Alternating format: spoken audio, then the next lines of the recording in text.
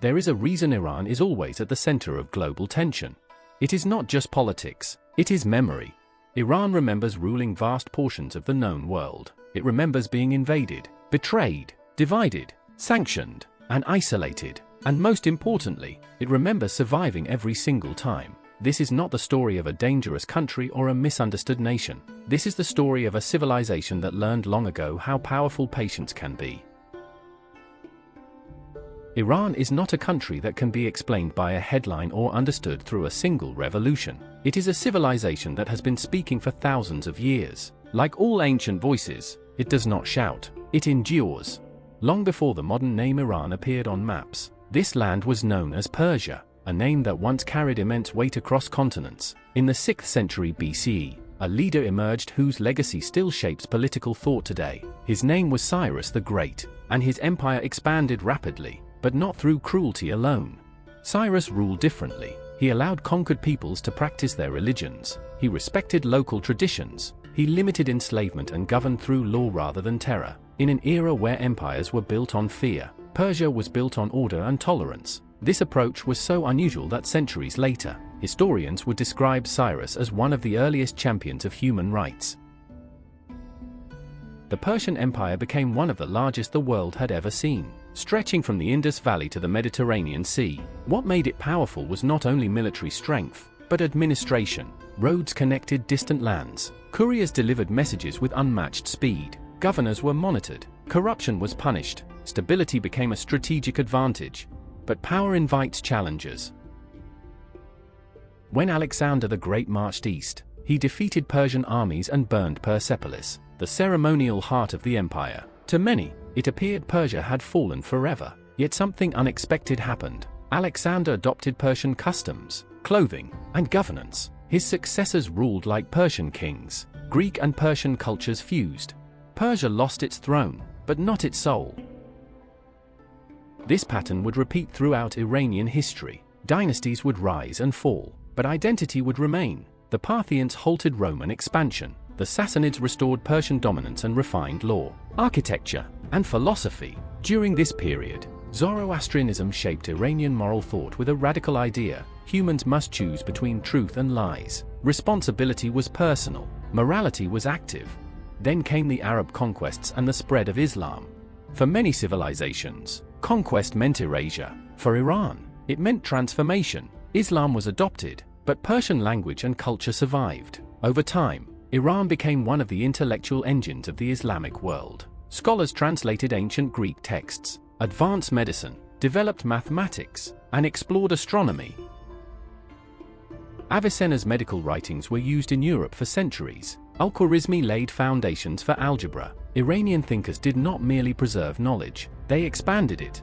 At the same time, poetry became Iran's quiet resistance.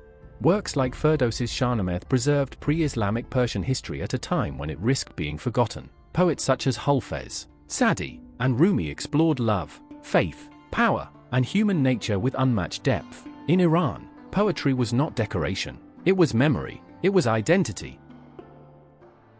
Invasions continued. The Mongols destroyed cities and libraries. Populations were decimated. Yet again, Iran absorbed its conquerors. Mongol rulers adopted Persian administration and culture. Iran learned a crucial lesson: time favors those who endure. The Safavid Empire, rising in the 16th century, unified Iran and made Shia Islam the state religion. This decision shaped Iran's political and cultural identity permanently, setting it apart from its neighbors and influencing regional tensions that still exist today. Then the modern world arrived, bringing a new kind of conquest. European powers entered Iran not just with armies, but with influence, contracts, and economic pressure. Iran's strategic location and vast oil reserves made it a target. Britain and Russia competed for dominance. Later, the United States joined the struggle. Control was exerted quietly, through deals signed far from Iranian streets. In the mid-20th century, Iran attempted to reclaim its sovereignty. Prime Minister Mohammad Mossadegh nationalized the oil industry, asserting Iran's right to its own resources. The response was swift. A foreign-backed coup removed him from power and strengthened the monarchy. For many Iranians, this moment broke something fundamental. Trust was lost. Memory was wounded. The Shah pursued modernization at high speed. Cities expanded, Western influence grew, but political repression intensified, opposition was silenced, tradition clashed with rapid change. Beneath the surface, resentment fermented. In 1979, it exploded.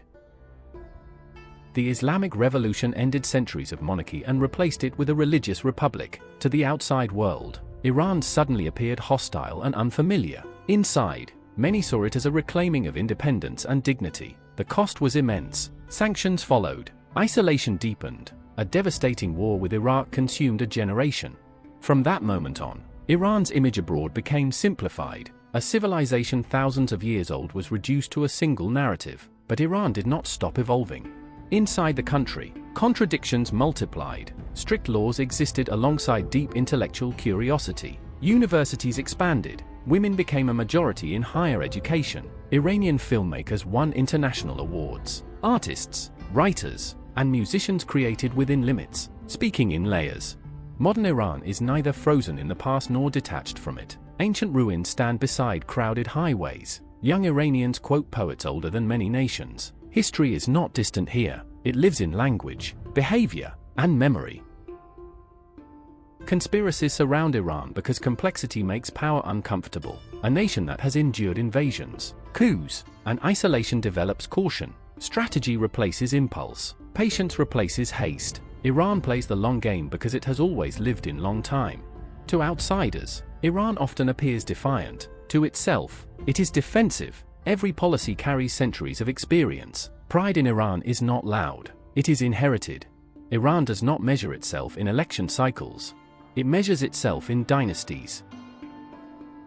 This is a land that once ruled much of the known world, lost it, and learned that culture can outlive power, that poetry can preserve memory, that identity can survive collapse.